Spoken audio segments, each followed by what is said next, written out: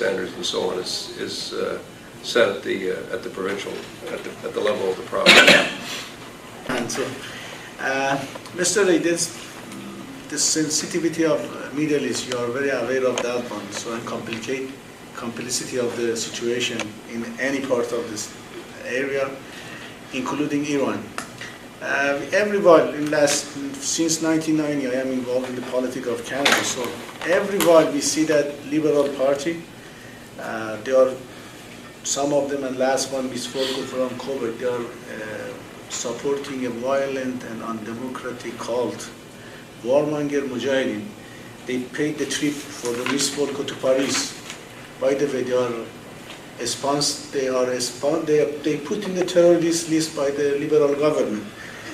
To our understanding, this doesn't help the relation between the communities. So, what is your stand on the position? Because at the same time that we know that somehow maybe they want to support the freedom, but they have chosen the wrong people. So, well, we don't choose. First of all,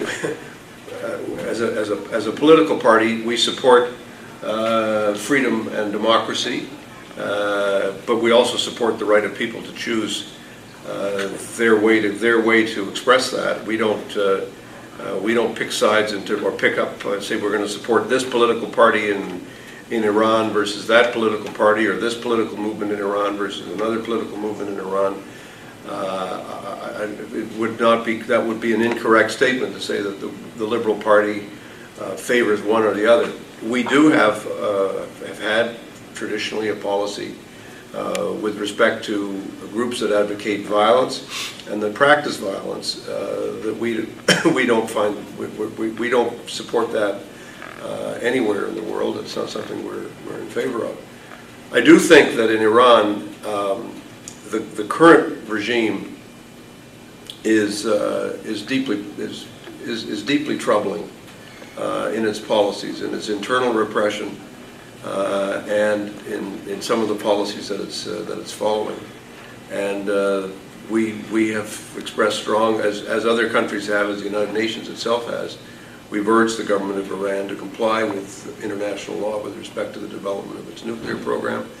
And we are very concerned about the lack of democracy and the lack of opportunity for people to express themselves freely in Iran. Now, if individual MPs decide to go to one conference or another anywhere in the world, and that's entirely up to them. And I think it's we don't stop people from meeting with people. We don't stop people from connecting to people. And that's I wouldn't interpret that decision by individual MPs as an endorsement of one particular group or another. We don't take sides. I'm often, for example, I find it's challenging. It's always challenging.